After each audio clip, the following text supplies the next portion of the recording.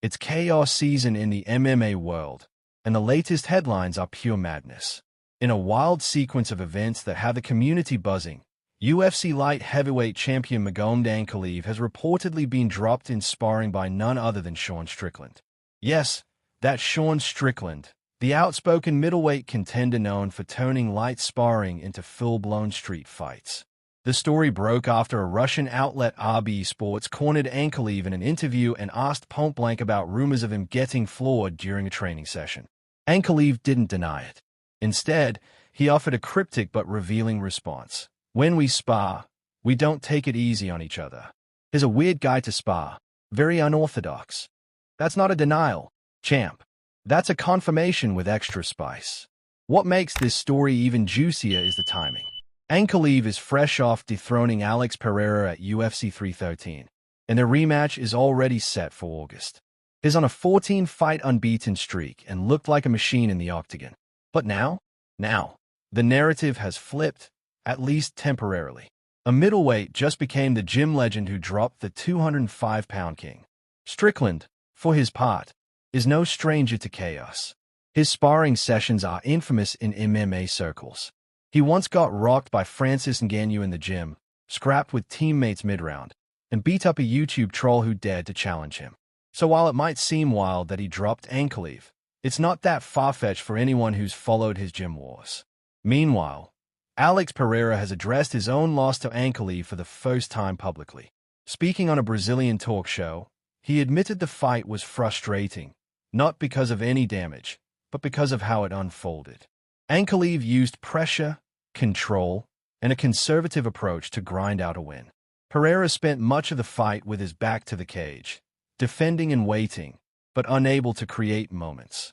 Pereira called out the risk-averse nature of Ankalaev's style, warning that such strategies might turn fights into chess matches instead of battles. But he stopped short of making excuses. "I knew what he would bring. We had a game plan. Now, I just have to come back better," he said. And that's exactly what he plans to do when they meet again in August. But while the Ankalaev-Strickland gym dust-up and Pereira's response dominate headlines, the UFC's bigger picture is just as messy, especially around UFC 317. Ariel Helwani dropped a bombshell this week, revealing that UFC 317 was originally meant to feature Khamzat Chimaev versus Dricus du Plessis for the undisputed middleweight crown. That would have been a banger. But plans fell apart when DDP reportedly got injured, throwing the event into disarray. Now, there's talk of Chimaev fighting former teammate Ko Baralo for an interim title, a fight that, on paper, is solid but feels far from the blockbuster fans were promised. Helwani didn't mince words. "This is International Fight Week. This is supposed to be historic," he said. "That matchup, it's fine, but it's not that." He's got a point. With Jon Jones versus Tom Aspinall still swirling in secrecy and uncertainty around Islam Makhachev's next title defense, UFC 317 seems to be floating in purgatory. Speaking of Islam, Helwani stirred that pot too.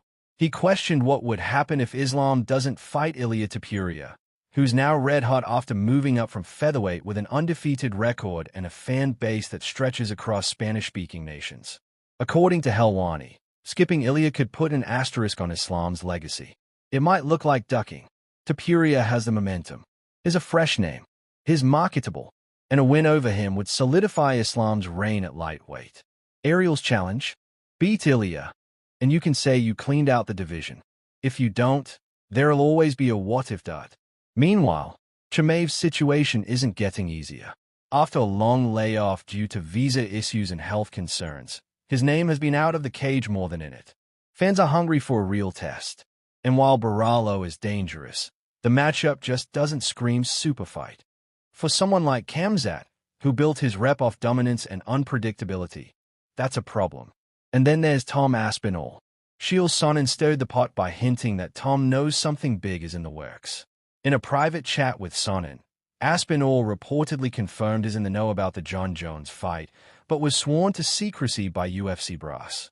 The signs point to Jones versus Aspinall finally happening, maybe not at International Fight Week, but possibly in November at Madison Square Garden. Chael added, "Whatever the plan was for Jones and Aspinall, they're not changing it."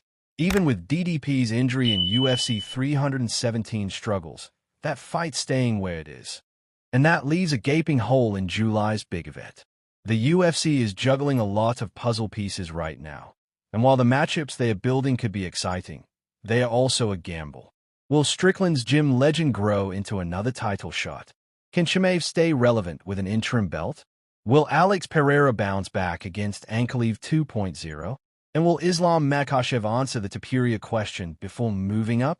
Only time will tell. But one thing's for sure, if Sean Strickland is dropping champs in sparring, nobody's safe. Stay tuned for more wild updates, and let us know who's got the most to prove, Ankalaev, Pereira,